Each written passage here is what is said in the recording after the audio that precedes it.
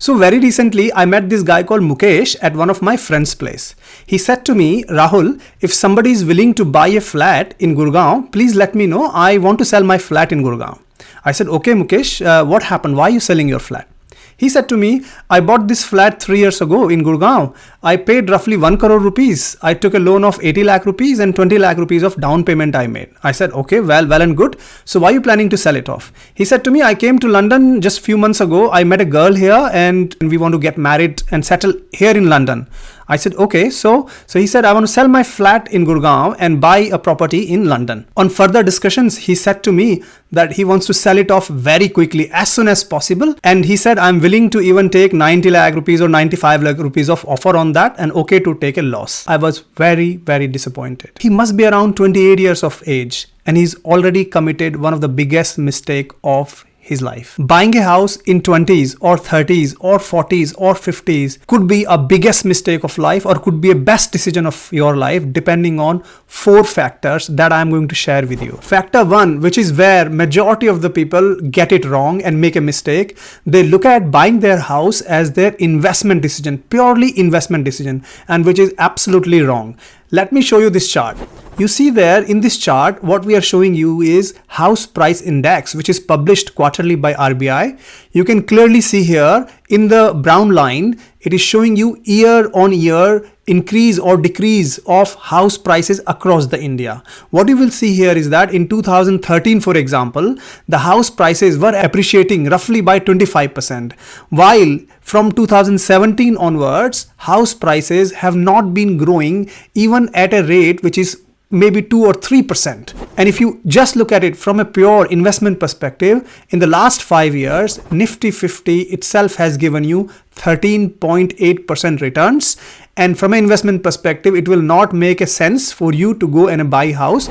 You will have to time it perfectly and you will have to look at other investment areas and think about it, create complicated Excel spreadsheet, think about maintenance, think about income tax saving, think about this, that, and you will make a decision purely based on investment. And we got to consider this as a life decision. And that brings me to my second factor, which is decide which city do you want to settle in. And you must not make that decision all by yourself. You make that decision along with your life partner, because ultimately you want to have a happy life. Just imagine you have a flat in Gurgaon, for example, and you get married with somebody and they love Bangalore, right? And they're not ready to settle in Gurgaon, and you have this push and pull all the time in your married life. That one decision that you made prior to marriage is gonna create a lot of strain in your married life. Also, please remember, when you get married, give yourself few years of time where you both are evaluating multiple options from a lifestyle perspective, from career options perspective as well.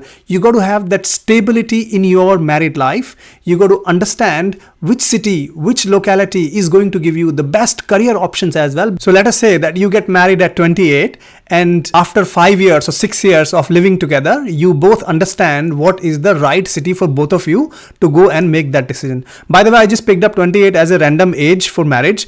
In fact, please let me know in the comments that what do you think is the right age of marriage, and I'll pick up a few best answers and I'll give them my LinkedIn growth course absolutely free. Factor number 3 is to decide the size of your house.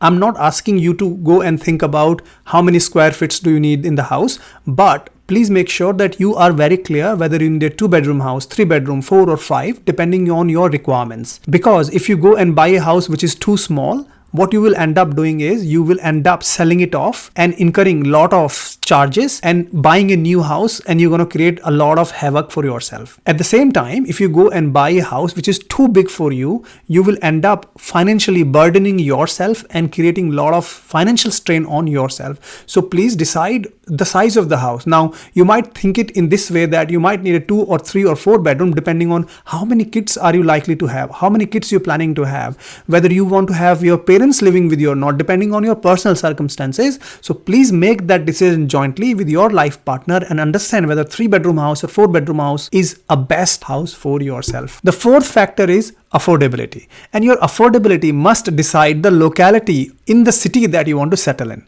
For example, if you want to settle in Delhi, you can't just blindly go and say, I want to live in Vasant Bihar.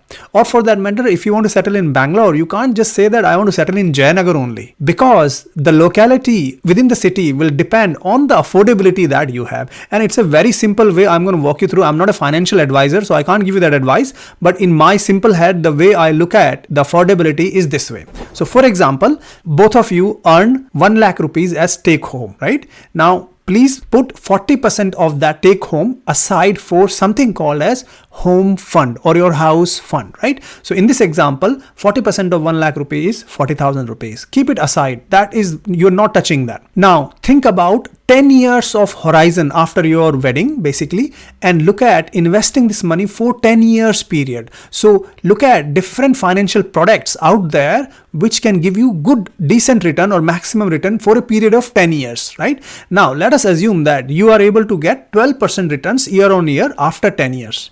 This money that you've invested every month in SIP or whichever way you want to do it, you are likely to get 92 lakh rupees with this calculation after 10 years. So if you get married at 28 and both of you start to set up this house fund and every month you are pouring 40,000 into it, and at the end of 10th year, your cumulative every year growth rate has been 12%, you are going to have 92 lakh rupees at the age of 38 years. And this will free you up absolutely. You are not paying EMIs from day one from the time you got married. You have now selected your city. Now you have got 92 lakh rupees of funds available for you to make a decision about locality. Now there are few options in front of you. Ideal option is buy a flat or a house that you can outright go and buy with this 92 lakh rupees, right? Now that is the best decision. But if you decide to take a home loan, that's absolutely fine, because after 10 years, house prices will also go up. In 92 lakh rupees, you might not get the size that you want, right? So you might want to consider taking home loan. That is absolutely fine. As a thumb rule, I will never buy a house which is costing me 2 times more than my current affordability. So let us say after 38 years of age, I have 92 lakh rupees in my pocket. I'm going to buy a flat which is not costing more than 1 crore 84 lakh rupees. So that means that I can pay 50% as down payment and 50% I can take home loan. So these are the 4 factors. And if you like these 4 factors, please like this video. It will make me really happy. Now, coming back to what is the perfect age to buy your first house. According to me, buying a house in 20s is a mistake. According to me, if you get married in late 20s, you should consider buying your first house in late 30s. Of course, there are a number of other parameters that might come in your way. But what happens is if you buy your house in your late 30s, you have accumulated sufficient amount of funds. You have decided and you have made some lifelong term choices for yourself. You have shaped your career the way you wanted it to be.